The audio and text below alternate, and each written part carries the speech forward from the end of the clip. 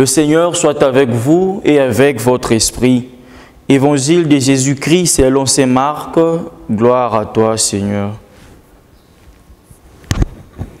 Au 8e chapitre, du 27e au 35e verset, Jésus s'en alla avec ses disciples vers les villages situés dans la région de Césarée de Philippe. Chemin faisant, il les interrogeait. Pour les gens, qui suis-je? Ils répondirent, Jean-Baptiste, pour d'autres Élie, pour d'autres un des prophètes. Il les interrogeait de nouveau, et vous, que dites-vous? Pour vous, qui suis-je? Pierre prend la parole et répond, tu es le Messie. Il leur défendait alors vivement de parler de lui en personne. Et pour la première fois, il leur enseigna qu'il fallait que le Fils de l'homme souffre beaucoup, qu'il soit rejeté par les anciens, les chefs des prêtres et les scribes, qu'il soit tué et que 3 jours après, il ressuscite. Jésus disait cela ouvertement. Pierre, le prenant à part, s'est mis à lui faire de vifs reproches. Mais Jésus se retourna et voyant ses disciples, il interpella vivement Pierre. « Passe derrière moi, Satan, tes pensées ne sont pas celles de Dieu, mais celles des hommes. » Appelant la foule avec ses disciples, il leur dit, « Si quelqu'un veut marcher derrière moi, qu'il renonce à lui-même, qu'il prenne sa croix et qu'il me suive. Car celui qui veut sauver sa vie la perdra, mais celui qui perdra sa vie pour moi et pour l'Évangile la sauvera. » Acclamons la parole de Dieu, louange à toi, Seigneur Jésus. Chers frères et sœurs, auditeurs et auditrices, fidèles téléspectateurs, chers internautes, bonjour. La parole de Dieu de ce 24e dimanche du temps ordinaire nous propose de méditer essentiellement au sujet de la souffrance dans la vie chrétienne. Nous pouvons nous poser tant de questions. Est-ce qu'il suffit d'être chrétien pour être exempté de la souffrance? Est-ce que c'est par le fait que nous soyons chrétiens que nous ne pouvons pas souffrir? Est-ce que ceux qui appartiennent à Dieu sont vaccinés contre la souffrance? Ou il peut y arriver qu'un croyant puisse souffrir dans sa vie? Et quelles sont les réactions? Comment agissons-nous quand nous souffrons?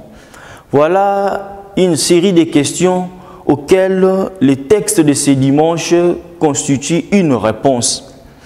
La première lecture nous présente le livre du prophète Isaïe. On nous présente précisément le 3e chant du serviteur souffrant. Voilà un exemple, un serviteur de Dieu qui souffre, un serviteur de Dieu qui se retrouve dans une situation où il est flagellé, où on crache sur lui, où on tire sa barbe, où on le fouette, il pleure. Mais ce qui est plus intéressant, c'est qu'au 7e chapitre, il montre sa conviction. Il montre comment, bien qu'il soit en train de souffrir, il y a un Dieu qui lui viendra au secours.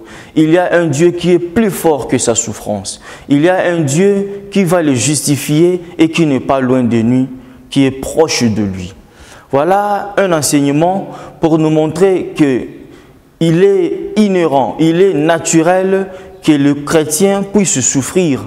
Mais bien que la souffrance peut nous arriver, mais nous, différemment des autres personnes, nous avons la conviction qu'il y a un Dieu à nos côtés.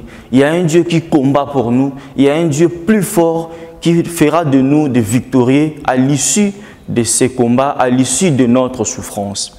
Telle est l'identité des chrétiens.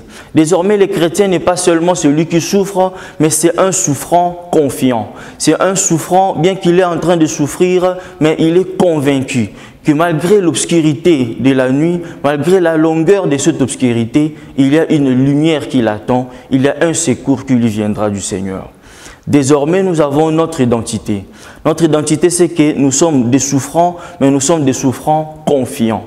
Notre identité, c'est que nous pouvons souffrir. Le malheur peut nous arriver, mais nous sommes convaincus qu'il y a un Dieu à nos côtés.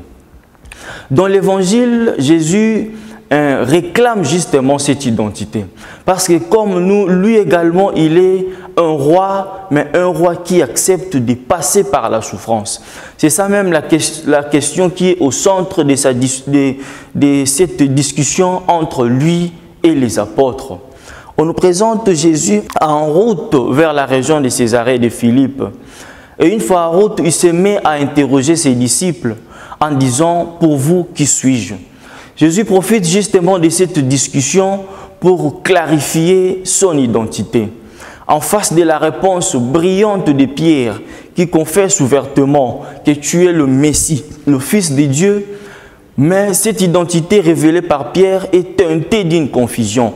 Parce que pour les apôtres, Jésus est un Messie, mais un Messie comme les Messies de ce monde, un roi comme les rois de ce monde, extravagant, luxueux, publiciste.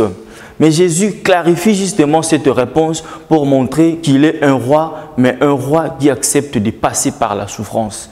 Il est un Messie, mais un Messie qui va rencontrer la souffrance avant qu'il ne soit glorifié. Jésus nous enseigne justement que nous, ses disciples, nous devons être convaincus, comme lui, que la souffrance est un chemin. Est un chemin, comme disent les Écritures, pour vérifier la qualité de notre foi. La souffrance est justement ce chemin qui nous rend encore plus forts. La souffrance est un chemin inévitable pour tout le monde, mais dès que nous passons par ce chemin, nous sommes convaincus que nous ne sommes pas seuls dans notre combat. Nous sommes accompagnés par ce Dieu qui est plus fort que la souffrance. Une telle conviction ne peut être détachée de la foi, mais pas une foi vide, mais une foi accompagnée des œuvres. Pour arriver à une telle foi, nous devons nourrir cette foi par des œuvres. Raison pour laquelle, dans la deuxième lecture, on nous présente la lettre de Saint Jacques. Et comme nous le savons, depuis 2 dimanches, la deuxième lecture nous présente Saint Jacques en train de nous prêcher au sujet des différences sociales, au sujet de notre relation envers les pauvres. Et la deuxième lecture de ce dimanche vient une fois de plus nous interpeller. Si nous voulons nourrir notre foi, si nous voulons nourrir notre conviction que nous ne sommes pas seuls dans notre lutte, dans notre combat, dans la souffrance, pour nourrir cette foi, nous devons lier cette foi avec les actes de charité.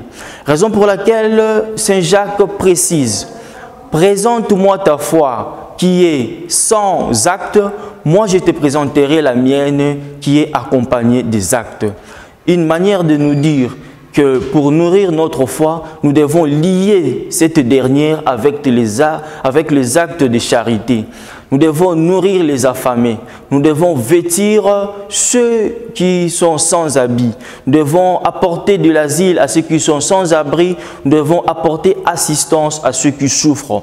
C'est de cette manière que notre foi ne sera pas vide. C'est de cette manière que notre foi sera nourrie, sera solide, sera bien convaincante. C'est de cette manière que nous ferons preuve de foi vive, de foi qui lutte contre les injustices sociales.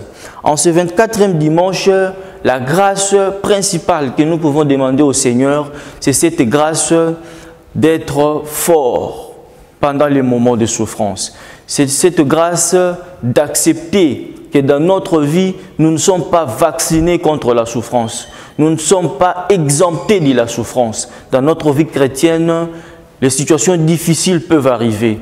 Mais différemment des païens, nous devons sortir de cette souffrance en étant convaincus qu'il y a un Dieu à nos côtés. Que le Seigneur nous rende forts en ce dimanche, que le Seigneur nous rende encore plus convaincus que Dieu est à nos côtés et il ne nous laissera jamais seuls. Il fera de nous de victorieux à l'issue de ce combat. Amen.